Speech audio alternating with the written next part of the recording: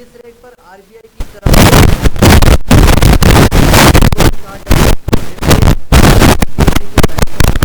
RBI से महंगे चलन पर खर्च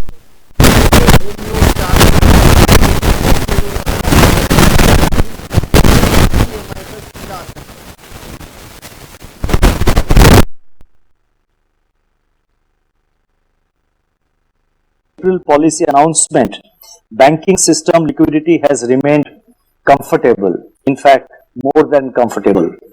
Average surplus liquidity in the banking system, which is reflected in total absorption through the SDF and variable rate reverse repo auctions, that is VRRR auctions, amounted to rupees 7.5 lakh crore during April 8th to April 29th. Therefore, in keeping with the stance of withdrawal of accommodation and in line with the earlier announcement of gradual withdrawal of liquidity over a multi-year time frame, it has been decided to increase the cash reserve ratio CRR by 50 basis points, that is 50 basis points to 4.5% of net demand and time liabilities, that is NDTL, effective from the fortnight beginning 21st May 2022. The withdrawal of liquidity through this increase in the CRR would be of the order of rupees 87,000 crore. Policy decisions of today are aimed at containing inflation spike, are aimed at re-anchoring the inflation expectations.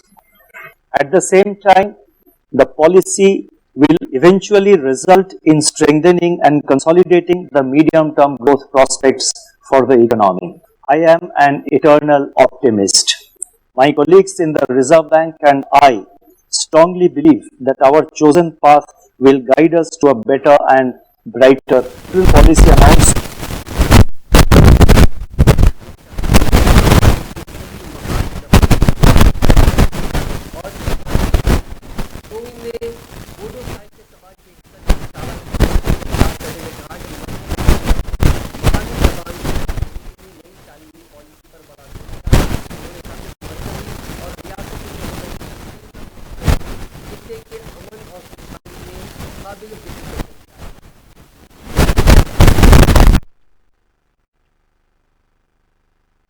के समक्ष उपस्थित ऐसी गंभीर चुनौती के विषय पर लेखन करना बोडो साहित्य की प्रासंगिकता का प्रभावशाली उदाहरण है। बोडो साहित्य को अनेक रचनाकारों ने समृद्ध किया है, जिनमें से समय के अभाव के कारण कुछ नामों का ही मैंने उल्लेख किया है। देवियों और सज्जनों, बोडो और असमिया भाषाओं और संस्कृतियों के बीच सौहार्द के उदाहरण के रूप में मैं श्री सीतानाथ ब्रह्मा चौधरी का भी उल्लेख करना चाहूँगा। वे बोडो और असमिया दोनों ही भाषाओं में उत्कृष्ट लेखन करते थे। वे असम साहित्य सभा के अध्यक्ष चुने गए। यही नहीं, उनके नाम पर असम साहित्य सभा द्वारा सीतानाथ ब्रह्मा चौधरी पुरस्कार भी दिया जाता है। बोडो अस्मिता तथा अन्य समुदायों के साथ सौहार्दपूर्ण सह अस्तित्व का आदर्श सीतानाथ ब्रह्मा चौधरी के जीवन और कृतियों में भी देखा जा सकता है। बोडो भाषा की रचनाओं के आधार पर अब तक 17 रचनाकारों को साहित्य अकादमी पुरस्कार प्रदान किए जा चुके हैं। मैंने देखा है कि उनमें 10 पुरस्कार कविता की पुस्तकों के आधार पर दिए गए। इससे बोडो रचनाकारों में कविता के प्रति स्वाभाविक रुझान का अनुमान दिखाई पड़ता है।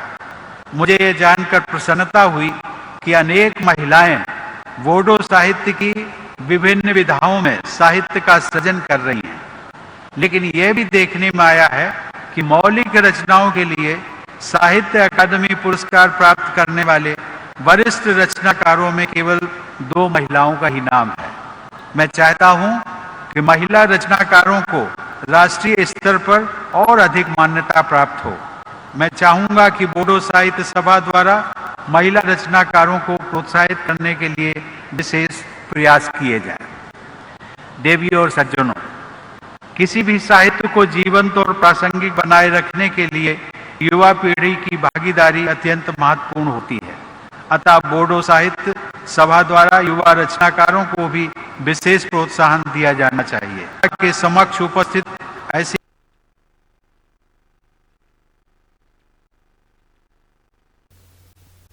वजीर आजम नरेंद्र मोदी ने चारशंबे के रोज कहा कि हुकूमत गरीब से गरीब लोगों की जरूरतों को पूरा करने के लिए पुरज़्म है और उनकी उम्मीदों को पूरा करने के लिए बुनियादी ढांचा तैयार करेगी। मोदी ने coalition for disaster resilient infrastructure यानी CDRI पर बैनुल अक़वामी कॉन्फ्रेंस में अपने वीडियो पैगाम में कहा कि पायदार तरक्की के अहदाफ का आज़म यह है कि कोई भी शख्स पीछे ना रहे। इस सेशन से ऑस्ट्रेलियाई वज़ीर आज़म स्कॉट मॉरिसन, घाना के सदर नाना एडोनको और जापान के वज़ीर आज़म फोमियो कुशिदा के अलावा दीगर कायदीन ने भी खिताब किया। It is about people. It is about providing them highly quality, dependable and sustainable services in an equitable manner. People must be at the heart of any infrastructure growth story. And that is exactly what we in India are trying to do. As we scale up the provision of fundamental services in India, from education to health, from drinking water to sanitation, from electricity to transport, and much more, we are also tackling climate change in a very direct way. That is why at COP26, we have committed to attain net zero by 2070 in parallel with our developmental efforts. Friends, the development of infrastructure can unleash human potential in remarkable ways, but we must not take our infrastructure for granted. These systems have known and unknown challenges, including climate change. When we launched the CDRI in 2019, it was based on our own experience and felt needs. When a bridge gets washed away in floods, when a power line is broken by cyclonic winds, when a communication tower is damaged by forest fires, it disrupts the lives and livelihood of thousands of people directly. The consequences of such infrastructure damage can last for years and affect millions of people. So, the challenge before us is quite clear. With more, it is about people. वज़ीर आज़म नरेंद्र मोदी के 3 रोज़ा यूरोपीय visit का आज आखिरी दिन है। आज पीएम ने डेनमार्क में सेकेंड इंडो नॉर्डिक समिट में हिस्सा लिया। इससे पहले पीएम मोदी ने फिनलैंड, आइसलैंड, नॉर्वे और स्वीडन के वज़राए आला के साथ वज़राए आज़म के साथ मीटिंग की। इस दौरान एनवायरमेंटल चेंजेस और दीगर मुद्दों पर इन मुख्तलिफ ममालिक के हेड से बातचीत भी की गई। लोकतंत्र, अभिव्यक्ति की स्वतंत्रता और कानून के शासन जैसे मूल्यों को तो साझा करते ही हैं, साथ में हम दोनों की कई कॉम्प्लीमेंट्री स्ट्रेंथ भी है। The relations between our two countries are very strong.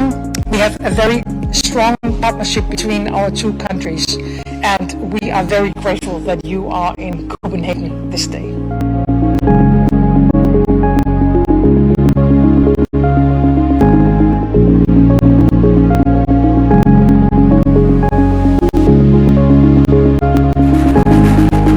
Bharat के प्रति हम लोग इतना गर्व करते हैं।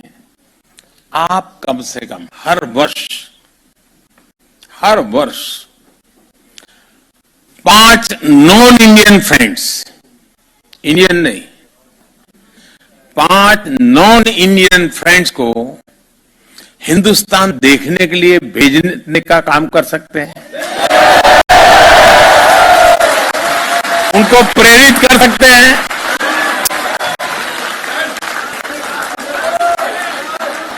अभी से टारगेट कीजिए, हाँ इन 5 को तो मुझे हिंदुस्तान देखने के लिए भेजना है, और फिर उसको समझाइए, देखिए हमारे यहाँ दक्षिण में ये है, तमिलनाडु में ये है, उड़ीसा में ये है, बंगाल में ये है, जाइए। आपको कल्पना है दोस्तों, आप दुनिया की कितनी बड़ी ताकत बन जाओगे। फिर ऐसा मत करना कि वहां डायरेक्ट फ्लाइट नहीं है।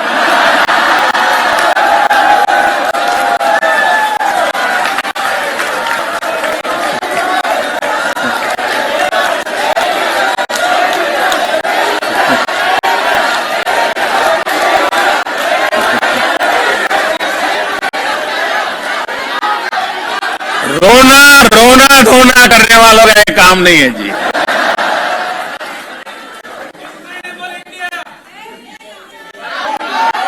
एक जमाना था जब हवाई यात्राएं नहीं थी, मेरा देश ऐसा था कि दुनिया के लोग हजारों किलोमीटर पैदल यात्रा करके मेरा देश देखने के लिए।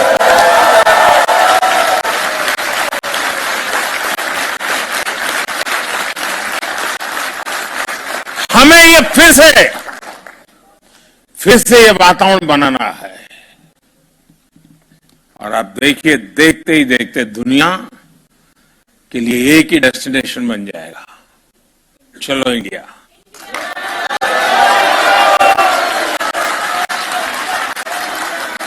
और ये काम एम्बेसी का नहीं है, ये काम राजदूतों का नहीं है, ये काम आप जैसे राष्ट्रदूतों का है। राजदूत तो एक होता है, राष्ट्रदूत लाखों की तादाद में होते हैं। इतना अब एक खबर उत्तर प्रदेश से। उत्तर प्रदेश के ललितपुर में एक 13 साल की बच्ची की इज्तिमाई अस्मत रेजी की गई, और जब वो इसकी शिकायत लेकर पुलिस स्टेशन पहुंची तो एसएचओ ने भी उसका रेप किया।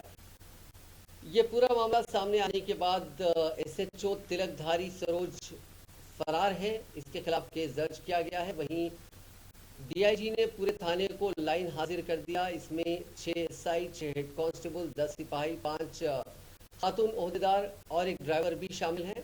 इस पूरे मामले की जांच झांसी डीआईजी जोगेंद्र सिंह को सौंपी गई है। इस वाकये ने सियासी हंगामा खड़ा कर दिया है।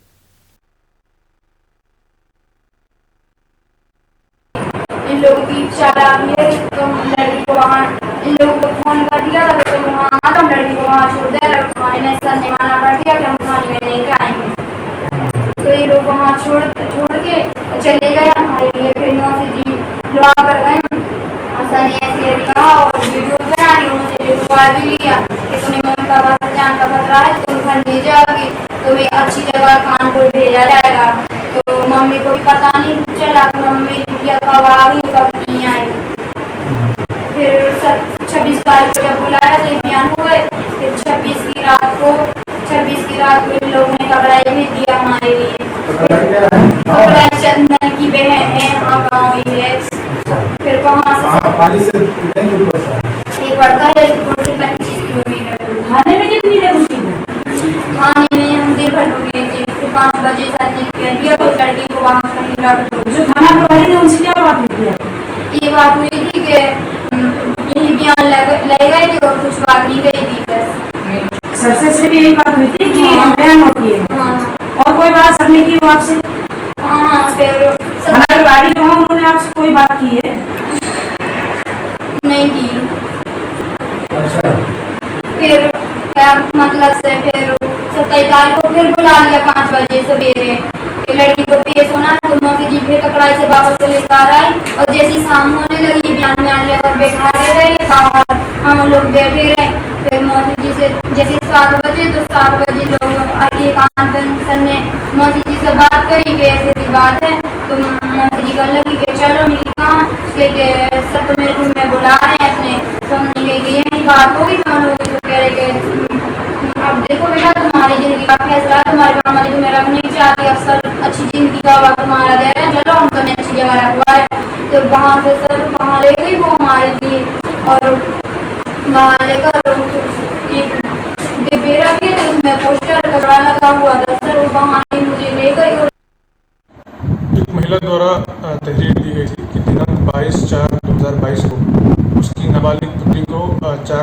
अगवा करके ले गए।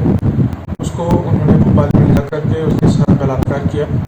इसके बाद उस लड़की को वो चारों लड़के दिनांक 26/4/2022 को वापस ललितपुर में छोड़ देते हैं। उसके बाद दिनांक 27/4/2022 को उस लड़की की एक परिजन उस लड़की को तत्कालीन थानाध्यक्ष वाली तिलकधरी सरोज को सुपुर्द करती हैं, जहां पर तिलकधरी सरोज उसके साथ बलात्कार करते हैं। उसके बाद पुनः लड़की को उसी परिजन के पास छोड़ देते हैं। इस पूरी घटनाक्रम में थाना वाली पर मुकदमा दर्ज किया गया है। इसमें कुल 6 अभियुक्त नामजद हैं। उन 6 की गिरफ्तारी के लिए टीमें बनाई गई हैं। टीमें संभावित स्थान पर दबिश दे रही हैं। घटनाक्रम की गंभीरता को ध्यान में रखते हुए तत्कालीन थाना प्रभारी को तत्काल प्रभाव से निलंबित कर दिया गया है। इसके अलावा इस पूरे प्रकरण में अब तक कुल 3 गिरफ्तारियां हुई हैं और इस प्रकरण में जो भी लोग अभियुक्त शामिल हैं उनके खिलाफ सख्त से सख्त कार्रवाई। कांग्रेस की उत्तर प्रदेश की incharge general secretary Priyanka Gandhi Vadra ने कहा है कि योगी आदित्यनाथ की हुकूमत में बुलडोजर के शोरगुल में लॉ एंड ऑर्डर दबकर रह गया है और खवातीन थानों में भी महफूज नहीं। प्रियंका गांधी ने चारशंबे को कहा कि रियासत के ललितपुर में असमत दरी की शिकार लड़की जब थाने में शिकायत करने गई तो वहां के एसएचओ की जानिब से भी उसके साथ जिनसी ज्यादती की जाती है। उन्होंने इसे गैर इंसानी वाक़या करार दिया और कहा कि रियासत में खवातीन कहीं भी महफूज नहीं है। समाजवादी पार्टी के कौमी सदर अखिलेश यादव ने वज़ीर आला योगी आदित्यनाथ की तरफ से बिजली के महकमे में बेहतरी को लेकर दिए गए हुक्म पर तंज किया। अखिलेश यादव ने कहा कि 5 साल तक हुकूमत चलाने के बाद अब सरकार के दिमाग की बत्ती जली है।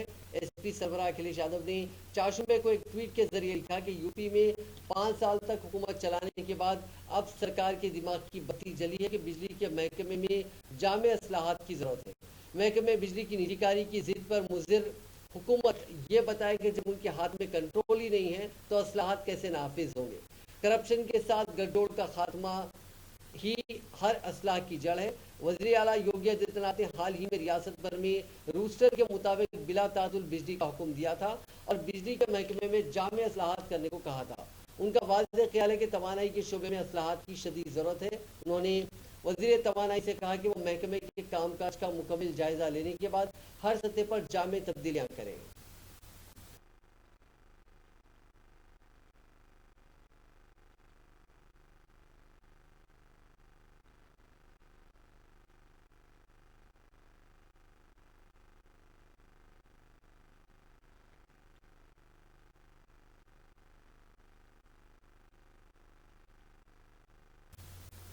कांग्रेस लीडर राहुल गांधी ने एक बार फिर मोदी हुकूमत को तनकीद का निशाना बनाया। इस बार कांग्रेस के साबिक सदर राहुल गांधी ने साबिक फौजियों को अप्रैल माह की पेंशन नहीं मिल पाने का इशू उठाया। राहुल गांधी ने ट्वीट कर लिखा कि 1 रैंक 1 पेंशन के धोखे के बाद अब मोदी हुकूमत ऑल रैंक नो पेंशन की पॉलिसी अपना रही है। फौजियों की बेइज्जती मुल्क की बेइज्जती है। हुकूमत को साबिक फौजियों की पेंशन जल्द से जल्द बहाल करनी चाहिए। दरअसल कांग्रेस के साबिक सदर ने एक अंग्रेजी रोजनामे में शायद रिपोर्ट का हवाला देते हुए बिलवास्ता तौर पर कहा कि मोदी हुकूमत फौजियों और मुल्क की बेइज्जती कर रही है। दरअसल इस रिपोर्ट में कहा गया कि सैकड़ों साबिक फौजियों को अप्रैल माह की पेंशन की अदायगी नहीं हो पाई और उसके लिए सरकारी महकमे की तरफ से कोई वजह भी नहीं बताई गई।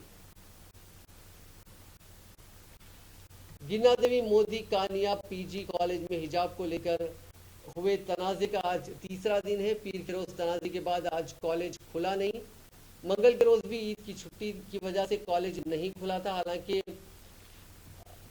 दीगर स्टाफ और जो सपोर्टिंग स्टाफ टीचिंग स्टाफ ये आया हुआ था। पुलिस भी हालात का जायजा ले रही है।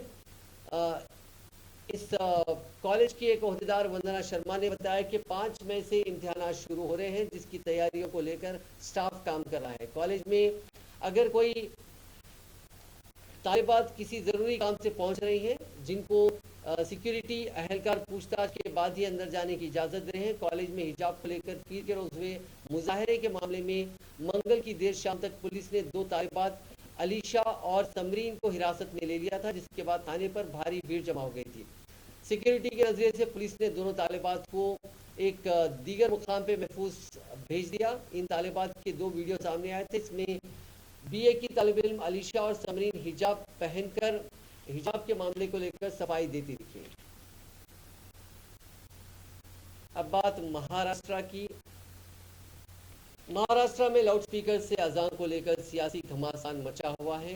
एमएनएस सरबराह राज ठाकरे ने साफ कहा कि जब तक मस्जिदों में गैर कानूनी लाउडस्पीकर से अजान बंद नहीं होती तब तक हम भी मस्जिदों के बाहर हनुमान चालीसा का पाठ करेंगे। बता दें कि राज ठाकरे चारशंबे को मुंबई में इस पूरे तनाज़े को लेकर एक प्रेस कॉन्फ्रेंस कर रहे थे। राज ठाकरे ने इस प्रेस कॉन्फ्रेंस में कहा कि सिर्फ मस्जिदों की बात नहीं है, कई मंदिरों में भी गैर कानूनी लाउडस्पीकर लगे हैं, उनको भी मंदिरों से हटाया जाना चाहिए। ये मामला समाजी है, ये मजहबी मामला नहीं है। राज ठाकरे ने आगे कहा कि मेरा कहना है कि सभी इलीगल गैर कानूनी लाउडस्पीकर्स को मस्जिदों से हटा दिया जाना चाहिए। जब तक उन्हें हटाया नहीं जाता हम अपनी तहरीक जारी रखेंगे। हम अज़ान के वक्त मस्जिदों के बाहर हनुमान चालीसा का पाठ करना जारी रखेंगे। उन्होंने कहा कि मुझे देखना होगा कि अगर हुकूमत उसके मकसद पर अमल करती है या नहीं, तो सुप्रीम कोर्ट क्या कर रहा है। ठाकरे ने कहा कि हम रियासत में अमन चाहते हैं, पुलिस उन 135 मसाजिद पर क्यों कार्रवाई नहीं कर रही है जिन्होंने आज तक सुप्रीम कोर्ट के अहकाम का वायलेशन किया। पुलिस सिर्फ हमारे वर्कर्स के खिलाफ कार्रवाई कर रही है। उधर पुलिस ने चारशंबे को एमएनएस के 250 से ज्यादा वर्कर्स को हिरासत में ले लिया है। पुलिस ने बताया कि ये वर्कर्स मस्जिदों के आसपास लाउडस्पीकर से हनुमान चालीसा का पाठ करने की कोशिश कर रहे थे। इसी दरमियान शिवसेना कायद संजय रावत ने कहा कि सुप्रीम कोर्ट का फैसला सबके लिए कॉमन है, अब इसका खमियाजा हमारे मंदिरों को भी भुगतना पड़ रहा है। ये हम हिंदुओं के लिए एक काला दिन है कि राज ठाकरे के साथ बीजेपी की सियासत की वजह से लोग आरती नहीं सुन सके। ये सिर्फ मस्जिदों में लाउडस्पीकर के बारे में नहीं है। महाराष्ट्र में सुबह सुबह आरती की जाती है और लोग अक्सर लाउडस्पीकर के जरिए से उन्हें सुनते हैं, क्योंकि वो सभी मंदिर के अहाते में दाखिल नहीं हो सकते, लेकिन आज ऐसा नहीं हो सकता।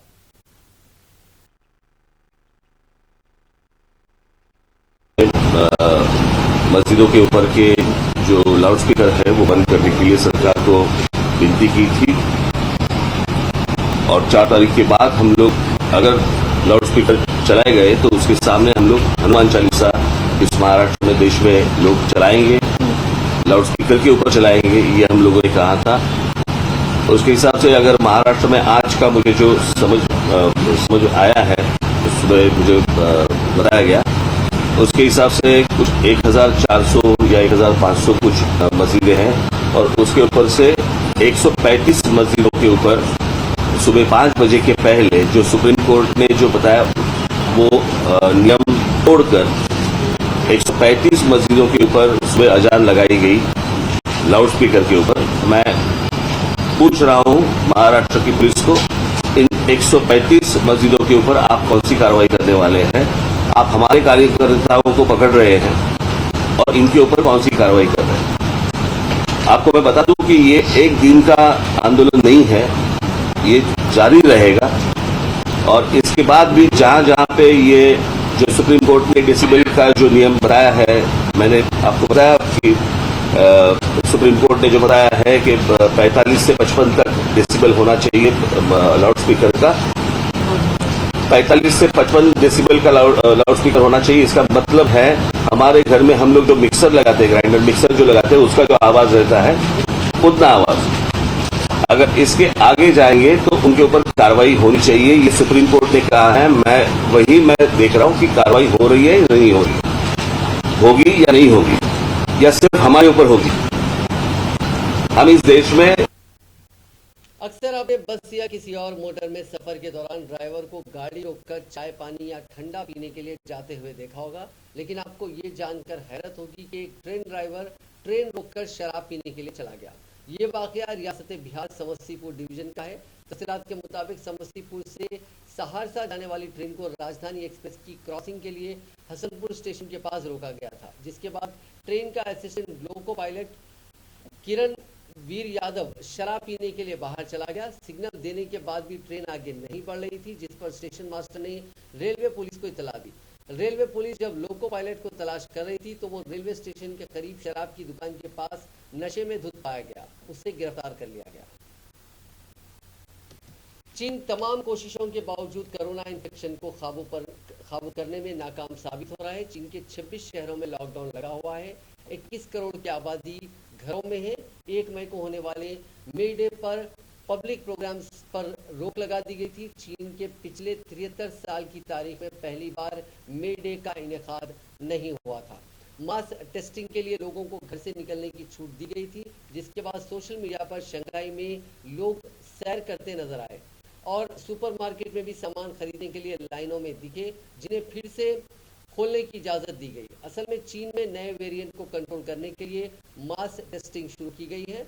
माशी दारुल हुकूमत शंघाई में सख्त लॉकडाउन और दारुल हुकूमत बीजिंग में कोरोना के मामलों में कमी नहीं आने के बावजूद चीन के सदर शी जिनपिंग इस मुद्दे पर चुप्पी साधे हुए हैं। अप्रैल के दौरान जिनपिंग ने कई पब्लिक प्रोग्राम्स में शिरकत की, लेकिन कोरोना और लॉकडाउन के बारे में कोई बयान नहीं दिया। चीन के कई शहरों में लॉकडाउन की वजह से लोगों को खाने पीने की चीज़ों की सप्लाई के लिए मोहताज होना पड़ा है।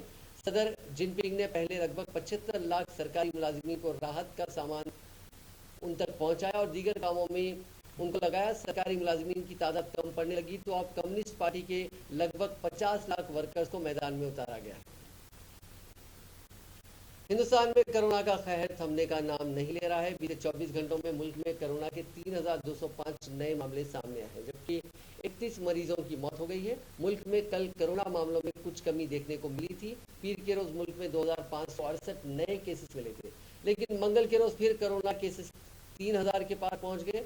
मुल्क में एक्टिव केसेस यानी इलाज करा रहे मरीजों की तादाद 19,509। वबा की शुरुआत से अब तक मुल्क में जुमला 5,23,000 लोगों ने जान गंवाई है। कोरोना के मामले बढ़ने के साथ ही एक्टिव केसेस भी बढ़ गए हैं। फिलहाल मुल्क में 18,317 मुतासरीन का इलाज चल रहा है। पीर को मुल्क में कोरोना के एक्टिव केसेस 13,137 हो गए थे। वहीं मुल्क में पॉजिटिविटी रेट 1.22% हो गया है।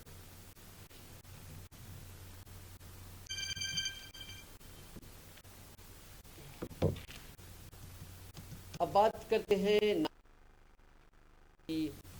बहस में है। सूरज की रोशनी वैसे तो ज़रूरी होती है, लेकिन अगर यही रोशनी ज़रूरत से ज़्यादा हो जाए तो ख़तरा बन जाती है। नासा ने चाशुम्बे को एक तस्वीर जारी करते हुए बताया कि सूरज पर तेज़ सोलार फ्लेयर्स यानी सोलार साइक्लोन देखने को मिले हैं। सोलार फ्लेयर सूरज से अचानक निकलने वाली मैग्नेटिक एनर्जी है। ये अगर सीधे ज़मीन की तरफ आ जाए तो ख़तरा बन सकती है। नासा ने इस तस्वीर को अपने इंस्टाग्राम हैंडल से शेयर किया। तस्वीर में ऊपर की दाहिनी जानिब सोलार फ्लेयर की चमक देखी जा सकती है।